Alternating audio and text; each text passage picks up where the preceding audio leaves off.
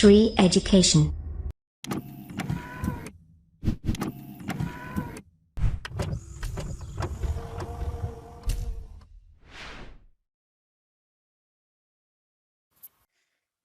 नमस्कार दोस्तों, एक बार फिर से आप सभी का स्वागत है हमारे चैनल जिसका नाम है श्री एजुकेशन। तो दोस्तों, आज के इस वीडियो में हम भारत के इतिहास का क्रैश कोर्स पढ़ेंगे, जो कि सीरीज चल रही है। आज का हमारा टॉपिक है गुप्त साम्राज्य, जो कि बहुत ही इंपॉर्टेंट है भारत के इतिहास में, और इस सीरीज का ये 6वां लेक्चर है। अगर ये वीडियो आप पहली बार देख रहे हैं तो हमारे चैनल को जल्दी सब्सक्राइब कर लीजिए, ताकि सारे वीडियो आपको सीक्वेंस में मिलते रहें। इससे पहले हमने भारत के इतिहास में जो क्रैश कोर्स है वो 5 वीडियो ऑलरेडी अपलोड कर दिया। अगर आपने नहीं देखे वो जाकर देख लीजिए, क्योंकि बहुत ही इंपॉर्टेंट है।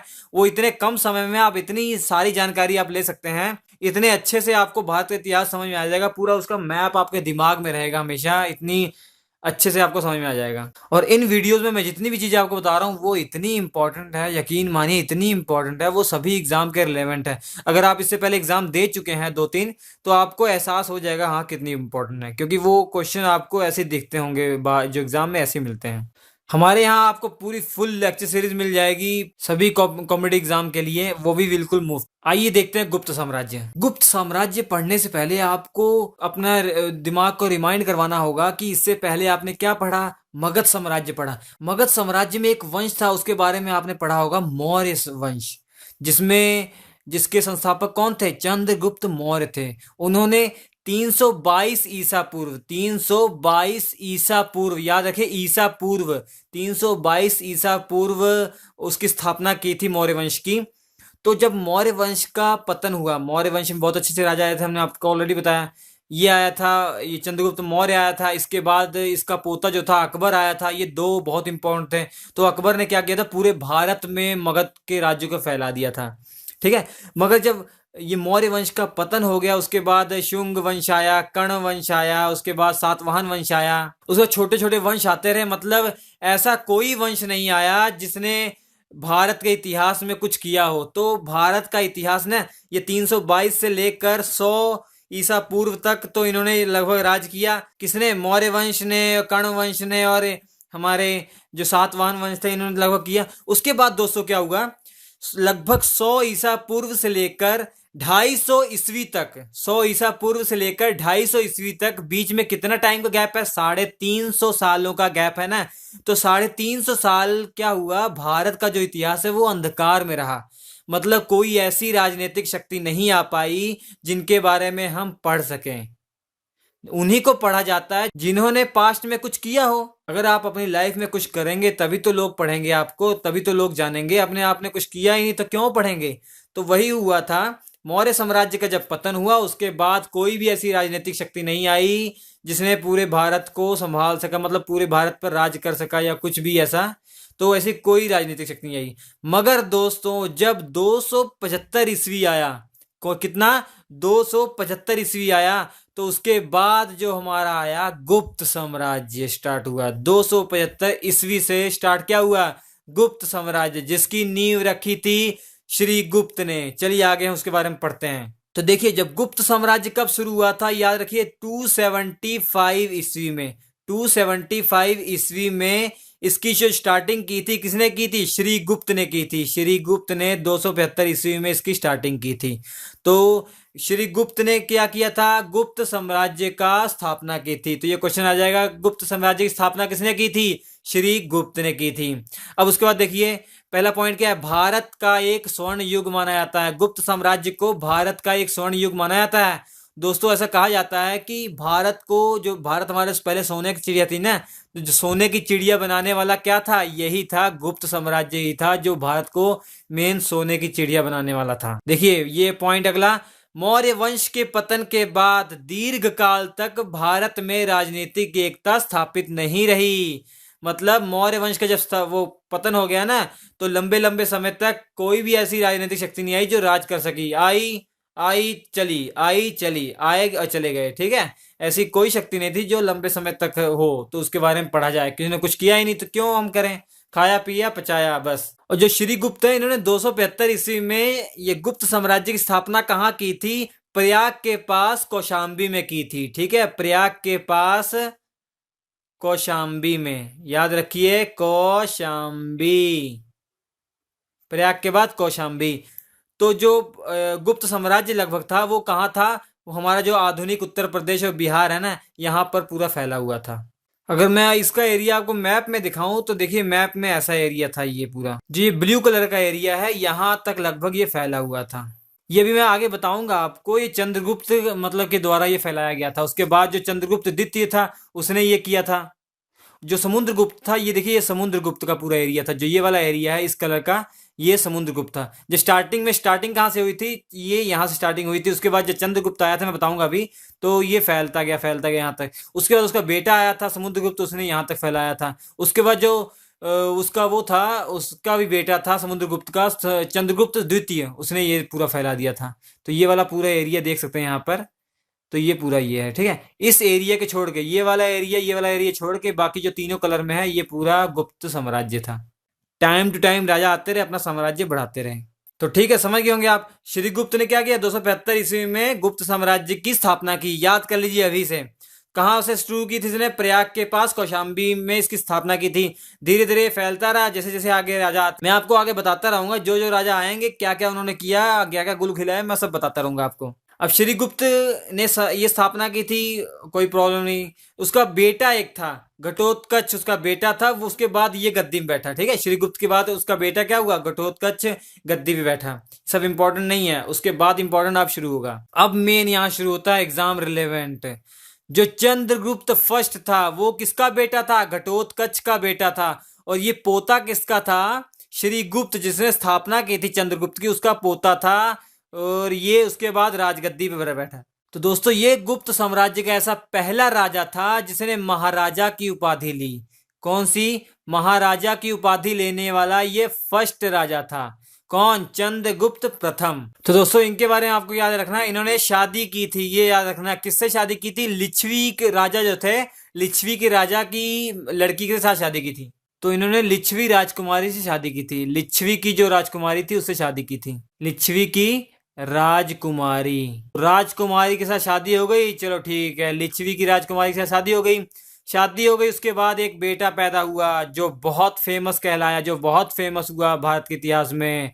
समुद्रगुप्त के नाम से जाना गया। किस नाम से, समुद्रगुप्त से। देखिए चंद्रगुप्त प्रथम के बाद 335 ईस्वी में, 335 ईस्वी में उसका तथा कुमार देवी का पुत्र, कुमार देवी वही थी दोस्तों जो लिच्छवी की राजकुमारी कुमार देवी, जिसकी शादी हुई थी चंद्रगुप्त के साथ, दोनों का जो पुत्र था समुद्रगुप्त राज सिंहासन पर बैठा। किसके बाद, चंद्रगुप्त प्रथम के बाद। तो ये बहुत फेमस हुआ। क्यों फेमस हुआ, इसको भारत का नेपोलियन भी इसको कहा जाता है, अभी बताते हैं आगे, देखिए। तो इसे क्या कहते हैं, इसे नेपोलियन की उपाधि दी गई है। इसे भारत का नेपोलियन कहा गया है, Napoleon of India, Napoleon of India इसे कहा जाता है। तो याद रखेंगे, नेपोलियन ऑफ इंडिया किसे कहा जाता है, नेपोलियन ऑफ इंडिया, ये समुद्रगुप्त को कहा जाता है। ये एग्जाम के रिलेवेंट क्वेश्चन है, जो भी इसमें लिखा हुआ है वो तो आपको किसी भी हाल में याद करना ही करना है। जो मैं एक्स्ट्रा चीज बताता रह रहा हूं वो अगर कर लेते हैं तो पूरा 100% कंप्लीट हो जाएगा आपके एग्जाम के प्रति। उसके बाद देखिए दोस्तों, समुद्रगुप्त ने वो क्या थी, खासियत क्या थी, वो राजा था और राजा के साथ साथ बहुत बड़ा कवि भी था और संगीतज्ञ भी था। तो समुद्रगुप्त एक अच्छा राजा होने के अतिरिक्त एक अच्छा कवि और संगीतज्ञ भी था। ये कैसे पता लगा, जो उसने सिक्के बनवाए थे, सिक्के उसने चलवाए थे, जो उसने सिक्के चलवाए थे उसमें अपनी फोटो इसने वो जो इंस्ट्रूमेंट, जो बजाने वाले इंस्ट्रूमेंट है उसके साथ खिंचवाई थी। तो इससे मालूम पड़ता है कि समुद्रगुप्त एक अच्छा कवि भी था। एक इनका दरबारी था, एक इनका वो था, दरबार का मंत्री था, बहुत ही फेमस मंत्री था। उसके बारे में आपको याद रखना, उसका नाम हरिशेन था। क्या नाम था, हरिशेन। देखिए हरिशेन समुद्रगुप्त का मंत्री था और दरबार का कवि था। हरिशेन ने एक रचना की थी, क्या रचना का नाम था, प्रयाग प्रशस्ति। क्या रचना का नाम था, प्रयाग प्रशस्ति। तो आपसे क्वेश्चन पूछा जाए प्रयाग प्रशस्ति की रचना किसने की थी, या ये पूछा जाए समुद्रगुप्त के जो दरबार में कवि था जिसने प्रयाग प्रशस्ति की रचना की थी, क्या नाम था, हरिशेन। या ये पूछा जाए कि समुद्रगुप्त के दरबार का फेमस कवि कौन था, हरिशेन था। मतलब कोई भी कुछ भी पूछा जाए आपको याद रखना है, ये बहुत इंपॉर्टेंट है, ये याद रखिए, बहुत इंपॉर्टेंट है ये। समुद्रगुप्त के बारे में जो सबसे ज्यादा इंपॉर्टेंट बात यही है क्या? हरिशेन ने समुद्रगुप्त, हरिशेन जो था उसने एक रचना की थी प्रयाग प्रशस्ति। प्रयाग प्रशस्ति में क्या है, देखिए प्रशस्ति से आपको शब्द देख दिख रहा होगा। प्रशस्ति का मतलब आपको ये इसके इक्वल लग रहा होगा प्रशंसा से। मतलब हरिशेन ने जो रचना की थी प्रयाग प्रशस्ति, उसमें इतनी इसकी प्रशंसा की है, समुद्रगुप्त की इतनी प्रशंसा की है। तो इसी किताब से, इसी रचना से हमको मालूम पड़ता है इसके बारे में, समुद्रगुप्त के बारे में इसी रचना से हमको मेन मालूम पड़ता है। जितनी भी उसने लड़ाइयाँ लड़ी थी, जहां जहां विजय किया था, मतलब जो भी गलत काम जो सही काम किए थे, जहां जहां राज्य रोहण किया था, तो साम्राज्य का विस्तार जहां जहां किया था, तो वो सब इसमें दिया गया है। ठीक है, हरिशेन ने की थी किसकी रचना? प्रयाग प्रशस्ति की। याद रख लीजिए, लिख लीजिए, जल्दी लिख लीजिए। उसके बाद देखिए दोस्तों, समुद्रगुप्त क्या हुआ, समुद्रगुप्त के दो बेटे थे, जिसका पहले का नाम था रामगुप्त और चंद्रगुप्त। देखिए चंद्रगुप्त बार बार आ रहा, तो आपको कंफ्यूज नहीं होना, तो क्लियर कर देता हूं। पूरे भारत के इतिहास में जो पहला चंद्रगुप्त था वो मौर्य था। उसका नाम क्या था? चंद्रगुप्त मौर्य, वो अलग है। तो उसके 600 सालों के बाद फिर चंद्रगुप्त फर्स्ट आया, वो ये गुप्त है, वो मौर्य था। फिर चंद्रगुप्त जो आया उसका पहला नाम था वो चंद्रगुप्त प्रथम था। उसके बाद उसी के वंश में एक लड़का था, उसका नाम चंद्रगुप्त द्वितीय रखा। और रख देते हैं ना कि दादा का जो नाम है, दादा के बाप का जो नाम है वो बेटे का रख देते हैं ना, वही रख दिया। तो चंद्रगुप्त मौर्य क्या था? मौर्य साम्राज्य का संस्थापक था। और चंद्रगुप्त प्रथम कौन था? ये गुप्त साम्राज्य का था। चंद्रगुप्त द्वितीय क्या है? ये भी गुप्त साम्राज्य का है। और ये सबसे इंपॉर्टेंट है, कौन? चंद्रगुप्त द्वितीय। सबसे ज्यादा इंपॉर्टेंट इसमें कौन है? समुद्रगुप्त और चंद्रगुप्त द्वितीय। तो समुद्रगुप्त के दो बेटे थे, एक रामगुप्त और एक चंद्रगुप्त। ये इतना बेकार था, ये सबसे बड़ा लड़का ये था, छोटा लड़का ये था, ये बहुत खराब था। देखिए क्यों खराब था। रामगुप्त बड़ा होने के कारण पिता की मृत्यु के बाद गद्दी पर तो बैठा, लेकिन वह निर्बल और कायर था। वह शकों द्वारा, शक एक राजा था कहीं का, शक उसका नाम था, शकों द्वारा पराजित हुआ। पराजित तो हो गया, उसके बाद पढ़िए देखिए, और अत्यंत अपमानजनक संधि कर बैठा। उसने अपनी पत्नी ध्रुव स्वामिनी, जिसे ध्रुव देवी के नाम से भी जाना जाता है, ध्रुव स्वामिनी या ध्रुव देवी, को शकराज को भेंट में दे दिया। शकराज ने इसे संधि रखी। शकराज ने कहा तुम ये ध्रुव स्वामिनी को हमें दे दो, तो मैं तुम्हारी इस राजा प्रजा को मैं छोड़ देता हूं, कोई दिक्कत नहीं। तो ये पागल क्या था, इसने अपनी इज्जत दांव पे लगा दी, मतलब अपनी वाइफ को, ध्रुव स्वामिनी को शकराज के हाथों भेंट कर दिया। मगर उसके बाद जो छोटा बेटा था चंद्रगुप्त, उसके बारे में देखिए। लेकिन उसका छोटा भाई चंद्रगुप्त द्वितीय बड़ा ही वीर और स्वाभिमानी व्यक्ति था। तो उसने दोस्तों क्या किया, उसने उसने बाद में शकराज को मारकर और उसकी पत्नी को छुड़ा लाया। शकराज को मारकर उसकी पत्नी को छुड़ा लाया। उसके बाद समय बीतता गया, थोड़े समय बाद फिर इसने कुछ अपमान किया उसका। तो चंद्रगुप्त को आया गुस्सा, चंद्रगुप्त ने रामगुप्त का वध कर दिया। चंद्रगुप्त ने रामगुप्त की क्या कर दी? हत्या कर दी। और जो ध्रुव स्वामिनी थी इसकी शादी, इसके साथ शादी कर ली, ध्रुव स्वामिनी के साथ शादी कर ली। उसके बाद चंद्रगुप्त द्वितीय ने एक और शादी की थी, आगे बताऊंगा। तो मगर चंद्र रामगुप्त को मार दिया, इसको मतलब प्रॉब्लम हो रही थी, तो इसके साथ शादी कर ली। उसके बाद देखिए क्या किया, चंद्रगुप्त द्वितीय ने क्या किया, शकों, जिसने उसकी वाइफ को ले गया था ना, पर अपनी विजय हासिल की और उसको छुड़ा लाया था, उसके साथ शादी कर ली थी। जिसके बाद गुप्त साम्राज्य एक शक्तिशाली राज्य बन गया। उसके बाद क्या हुआ, गुप्त साम्राज्य क्या हुआ, एक शक्तिशाली राज्य बन गया। हमने आपको मैप दिखाया था, देखिए इस मैप में जो ये देख सकते हैं आप यहाँ पे, चंद्रगुप्त द्वितीय जो ये वाला है, ये वाला जो ये इस कलर में है, वो चंद्रगुप्त द्वितीय ने किया था। तो देखिए, तो ये तो चंद्रगुप्त ने ये कर दिया। तो चंद्रगुप्त का जो बेटा था समुद्रगुप्त ने ये पूरा फैला दिया। उसके बाद ये तो था ही था, उसके बाद चंद्रगुप्त द्वितीय ने क्या कर दिया, ये पूरा फैला दिया, अपने साम्राज्य के और फैलाया। तो चंद्रगुप्त द्वितीय क्या था, उसने अपने साम्राज्य को और फैलाया। उसके बाद उसने अपने चंद्रगुप्त द्वितीय ने नाग राजकुमारी कुबेर नागा के साथ फिर शादी की थी। ये तो थी पहले वाली, वो तो उसके भाई की थी। मगर फिर उसके बाद कुबेर नागा के साथ इसने अपना विवाह रचाया था। किसके साथ? कुबेर नागा के साथ, जिससे एक उसकी बेटी पैदा हुई जिसका नाम था प्रभावित गुप्त। क्या नाम था? प्रभावित गुप्त। ये आपसे नहीं पूछा जाएगा एग्जाम में, और ये भी क्वेश्चन नहीं पूछा जाएगा बेटे इसके वाइफ शादी किसने की थी। मैं बता रहा हूँ, मतलब आपको पूरा पता लग जाए ना हिस्ट्री कैसे कैसे हुआ, तो इसे याद रखने में आसानी होती है। तो देखिए मैं आपको क्यों बता रहा था चंद्रगुप्त द्वितीय सबसे फेमस है, अभी बताता हूँ। अभी पिक्चर सब अब आई है। उसके बाद देखिए हमने एक वीडियो बनाया था, आपको बताया था भारत में आने वाले जो भी विदेशी यात्री हैं उनके बारे में एक वीडियो बनाया हुआ 7-8 मिनट का है। वो आप जाकर देख सकते हैं हमारे प्लेलिस्ट में। वो बहुत ही इंपॉर्टेंट है दोस्तों। उसमें जितने भी भारत में वो आए थे, क्या कहते हैं उनको, जो भारत में विदेशी यात्री आए थे उनके बारे में बताया गया, उन्होंने क्या क्या क्या रचनाएं की हैं, और उनके बारे में, मतलब किस राज्य में आए थे, किसके समकालीन है, वो सब बताया गया उसमें। हिस्ट्री पूरी डिटेल बताई गई, ठीक है। अब देखिए एक चीन का यात्री था जिसे बोला जाता फाहियान, बहुत ही फेमस है चीनी यात्री, उसका नाम क्या है, फाहियान। तो फाहियान किसके शासनकाल में आया था, चंद्रगुप्त द्वितीय के शासनकाल में आया था, ठीक है। उसके शासनकाल में चीनी यात्री फाहियान 399 से 414 ईस्वी तक भारत में रहा था, ठीक है। 399 से 414 में भारत में रहा था। ये आपसे नहीं पूछा जाएगा, तो आपसे ये पूछा जाएगा जो फाहियान, पूछा क्या जाएगा, पूछा भी गया था एसएससी सीएचएल जो एग्जाम हुआ था उसमें भी आया था, बहुत बार आया होगा। तो फाहियान जो है वो किसके शासनकाल में आया था, चंद्रगुप्त द्वितीय के। और चंद्रगुप्त द्वितीय कहाँ का था, गुप्त साम्राज्य का राजा था। देखिए दोस्तों आपको ये कहीं 375 भी मिल जाता है, 375 से 415 भी मिल जाता है। तो ये एक्चुअली ये था कि इसके शासनकाल में इस यहाँ से यहाँ ये रहा था। जब एंटर इसने किया था भारत में 375 में किया था, ठीक है।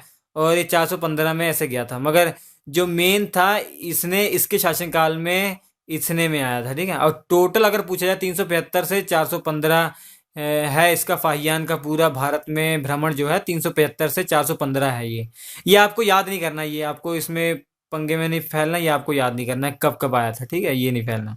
चंद्रगुप्त द्वितीय के बाद उसके बाद उसका उत्तराधिकारी कौन आया, कुमार गुप्त प्रथम आया। इसके बारे में आपको केवल एक ही बात याद रखनी है कि इसने स्थापना करवाई थी बहुत ही फेमस यूनिवर्सिटी, आप जानते हैं, नालंदा यूनिवर्सिटी, जो कि बिहार में थी।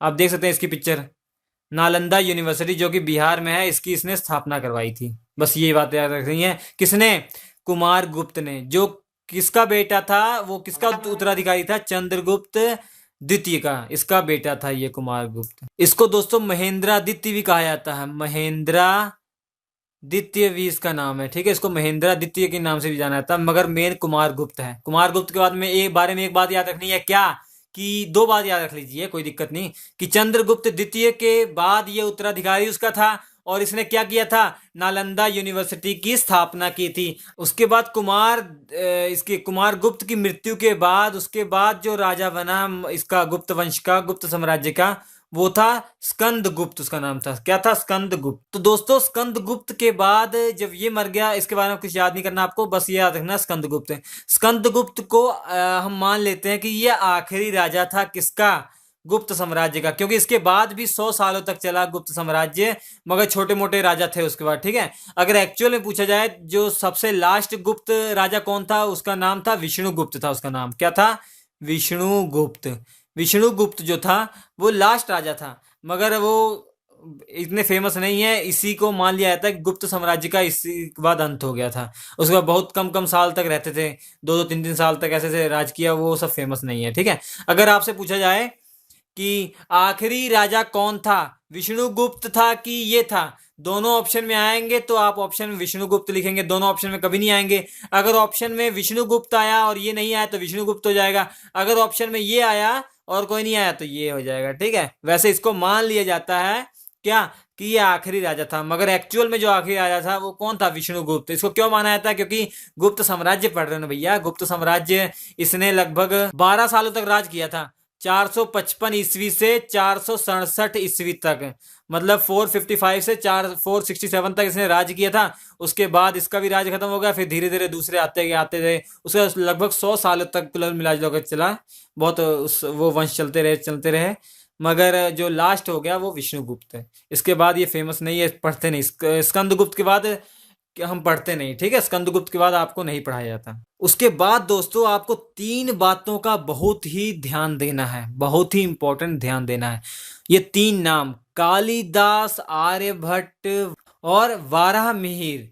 अब देखिए कालिदास को सब जानते हैं, आर्यभट्ट को भी जानते हो, कई लोग इसको भी जानते होंगे। इसके बारे में देखिए, कालिदास जो थे वो समकालीन थे, उसी के काल में थे, किसके, चंद्रगुप्त मौर्य के, मौर्य नहीं, चंद्रगुप्त द्वितीय के। चंद्रगुप्त जो सेकंड था, इसी के काल में थे कौन? कालिदास। और ये उस समय संस्कृत लैंग्वेज में सबसे प्रसिद्ध जो कवि यही थे, कालिदास जो थे संस्कृत लैंग्वेज में सबसे प्रसिद्ध कवि थे। किसके काल में? चंद्रगुप्त द्वितीय के। ये क्वेश्चन आएगा दोस्तों कि चंद्रगुप्त, ये जो कालिदास थे ये किसके काल में थे? चंद्रगुप्त सेकंड के। ये संस्कृत के बहुत बड़े वो कवि थे, संस्कृत के कवि थे। उसके बाद जो दूसरे नंबर पे इनको पूरी दुनिया जानती होगी, आप भी जानते होंगे, आर्यभट्ट, जिन्होंने दशमलव की खोज की थी। किसकी खोज? दशमलव की खोज। और यही वो थे जिन्होंने पहले बताया था जो अर्थ है वो सूरज के चारों ओर घूमती है। सबसे पहले इन्होंने नहीं बताया था भारत में। तो इन्होंने खोज की थी किसकी? दशमलव की। और ये बहुत बड़े विद्वान थे चंद्रगुप्त सेकंड के दरबार के। चंद्रगुप्त सेकंड जो था उसके दरबार का जो सबसे बड़ा विद्वान था वो कौन थे? आर्यभट्ट। चंद्रगुप्त द्वितीय के दरबार के सबसे बड़े विद्वान क्या थे? आर्यभट्ट थे। और आर्यभट्ट ने आर्यभट्टियम और सूर्य सिद्धांत नामक 2 ग्रंथों की स्थापना की थी। आर्यभट्टियम, आर्यभट्टियम, और दूसरा सूर्य सिद्धांत, सूर्य सिद्धांत। इन 2 ग्रंथों की इन्होंने स्थापना की थी। ठीक है, इनके बारे में आप याद रखेंगे। क्या कालिदास क्या थे? कालिदास बहुत बड़े संस्कृत के वो थे, कवि थे। किसके काल में? चंद्रगुप्त द्वितीय के।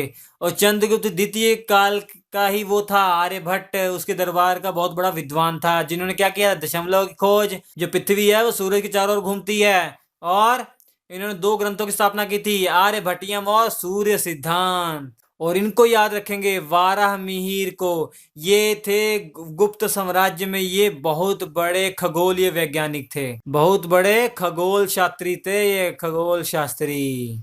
इन्होंने भी 2 रचनाएं की थी, 2 ग्रंथों की रचनाएं की थी, याद रखिएगा। पहली है बृहत संहिता, बृहत संहिता। और दूसरी है पंच सिद्धांतिका। पहली है बृहत संहिता और दूसरी है पंच सिद्धांतिका। और इन्होंने 2 ग्रंथों की जो खोज की थी, इनके नाम ये हैं। ठीक है, और ये बहुत फेमस चीजें थी इनके बारे में। किसके बारे में? गुप्त साम्राज्य के बारे में। जो भी क्वेश्चन आएंगे इसी से आएंगे दोस्तों, ये बिल्कुल अच्छे याद कर लीजिए, कुछ भी कर लीजिए, रट लीजिए, जो मर्जी कर लीजिए, ये पढ़ के चले जाइए। गुप्त वंश का जो भी क्वेश्चन आएगा इसी में से मिलेगा आपको। बस अगर आपको हमारा वीडियो अच्छा लगा हो जल्दी से लाइक कीजिए दोस्तों हमारे वीडियो को।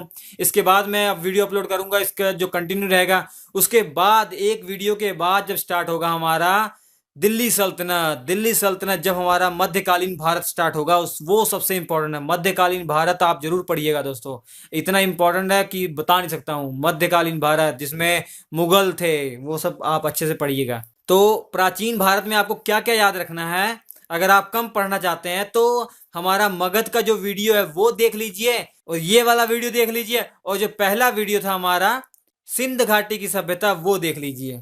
और अगर सभी देख लीजिए, क्योंकि 20-20 25-25 मिनट के वीडियो हैं सारे, क्या दिक्कत है, बहुत कम समय में आपको सब याद हो जाएगा। ठीक है, तो इन 6-7 वीडियोस में पूरा प्राचीन भारत आप अच्छे से पढ़ लेंगे। उतने ही वीडियो वहां पे होंगे, 4-5 वीडियो में पूरा जो हमारा मध्यकालीन भारत पढ़ लेंगे। उसके बाद मैं वो अपलोड कर दूंगा, तो लगभग मैक्सिमम 12 से 13 वीडियो में आप पूरा हिस्ट्री कंप्लीट कर लेंगे हम। आपके स्क्रीन पर 4 वीडियो आ रहे हैं, बहुत ही अच्छे वीडियो हैं। इन पर क्लिक करके आप हमारे चैनल पर भी जा सकते हैं, वहां पर भी आपको प्लेलिस्ट में बहुत अच्छे अच्छे वीडियोस मिल जाएंगे। हमारा ये वीडियो देखने के लिए आपका बहुत बहुत धन्यवाद।